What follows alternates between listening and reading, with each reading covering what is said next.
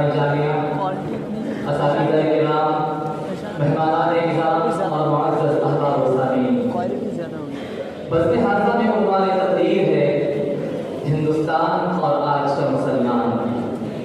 محترم سامعین، ہندوستانی مسلمان ایک ایسی ملت کا نام ہے جس کا ماضی عنوان ترقی و کمال ہے، جس کا حال بے حال ہے اور جس کا مستقبل نہیں معلوم کہ نام عروج ہے، نشان زوال ہے۔ آئندہ کے بارے میں نہیں معلوم، امید موہوم اور تقدیر غیر معلوم ہے۔ ماضی درشا تھا جو گزر گیا، مستقبل پر غیر غیب میں ہے، جو کچھ ہمارے بس میں ہے وہ حال ہے، اور حال میں صحیح سمت میں صحیح طریقے سے جد و جہد کرنے پر روشن مستقبل میں انحصار ہے۔ حضرات، حالات کا جہاں تک تعلق ہے تو اصل مسئلہ یہ ہے کہ آج مسلمان حالات سے بے خبر ہو کر ایام دشمنوں کی چالاکیوں کو سمجھنے سے قاصر ہے۔ جہاں ان کی معصومیت اور بے گناہی ان کے لیے سب ناقص ثابت ہوئی تو دوسری طرف جن کے ہاتھوں میں مسلمانوں کی قیادت آئی، انہوں نے حقیقتوں کا ادراک کرتے ہوئے بھی اپنی قوم کو ترقی کی راہوں پر گامزن کرنے میں اپنا کوئی کلیدی کردار ادا نہیں کیا۔ آزادی وطن کے بعد قوم کو جس مخلصانہ قیادت کی ضرورت تھی، اس کی کمی آج بھی محسوس کی جا رہی ہے۔ آج بھی ہندوستانی مسلمانوں کی نگاہیں مولانا ابوالکلام آزاد اور مولانا حسن موہانی جیسے قائدین کی تلاش میں ہیں۔ وہ قائدین جو انہیں بتلا سکے کہ 85% غیر مسلم آبادی والے ملک میں رہنے اور ترقی کرنے کے لیے کس راستے کا انتخاب کرے، اپنا مذہب، اپنی تہذیب اور اپنا تشخص برقرار رکھتے ہوئے کس طرح ملک کی ترقی کی دوڑ میں دیگر برادران وطن کے ساتھ شانہ بشانہ آگے بڑھ سکے۔ حضرات، آج مسلمانوں کی مضبوط قیادت کے نہ ہونے کا نتیجہ یہ ہوا کہ آج مسلمان تعلیمی میدان میں پیچھے ہیں، غربت کے معاملے میں سطح غربت سے نیچے ہے، معاشی حالات بد سے بدتر ہے، اپنے تعلیمی اداروں کا فقدان ہے اور ایسے بہت سارے مسائل سے دوچار ہیں۔ حقیقت یہ ہے کہ جب تک قوم سیاسی بے وزنی کا شکار رہتی ہے وہ اپنے حقوق حاصل نہیں کر سکتی۔ اگر ہم مسلمانوں کو اپنے حقوق حاصل کرنا ہے تو سیاست کے میدان میں اپنے قدموں کو مضبوط کرنا ہوگا۔ اگر ہم مسلمانوں کو اپنے حقوق حاصل کرنا ہے تو سیاست کے میدان میں اپنے قدموں کو مضبوط کرنا ہوگا اور سیاست کو شجرہ ممنوعہ گردانے کے بجائے اس دشت میں قدم جمانا ہوگا۔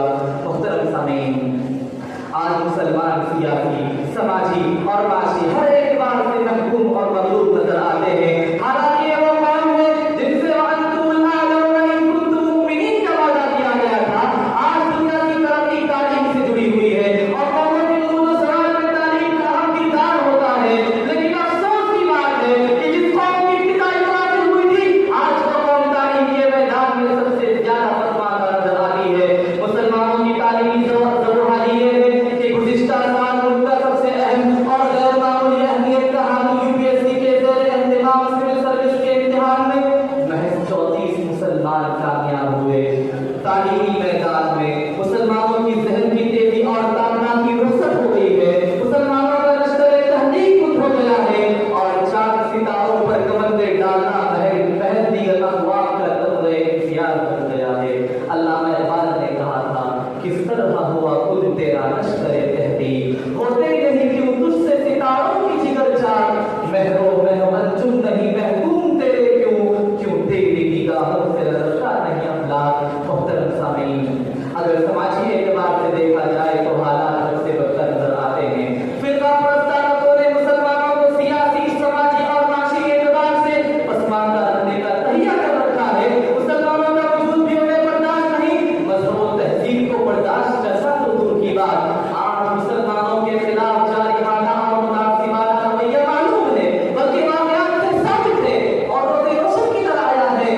لیکن یہ بات بھی ہے کہ آج ہم مسلمان اپنے مسلمان ہونے کی ذمہ داریوں کو اس ملک میں ادا نہیں کر رہے ہیں۔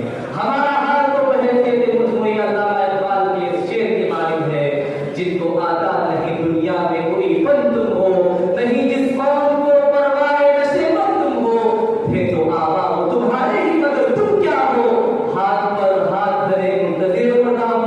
آج مسلمانوں کو سیاسی، سماجی اور تعلیمی اعتبار سے مضبوط اور بہتر بننے کی ضرورت ہے۔ اپنے اندر سیاسی شعور لانے اور قیادت کرنے کا